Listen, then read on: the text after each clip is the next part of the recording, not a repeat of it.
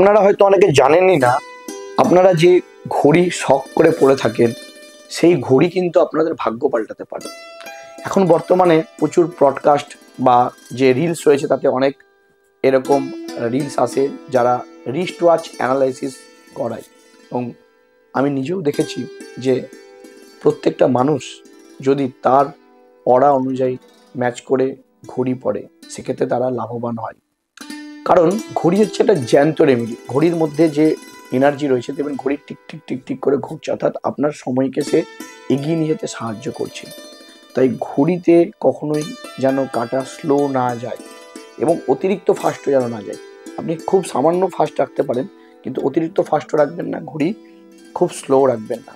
এছাড়াও ঘড়ির ডায়াল যত পারবেন বড় করবেন, এতে আপনাদের অপরচুনিটি বাড়ার একটা চান্স রয়েছে। ঘড়ির ডায়ালের কালার গ্রিন হওয়া সব থেকে ভালো, এবং তার মধ্যে রোমান হরফ থাকলে সেটা খুব ভালো রেজাল্ট দেয়।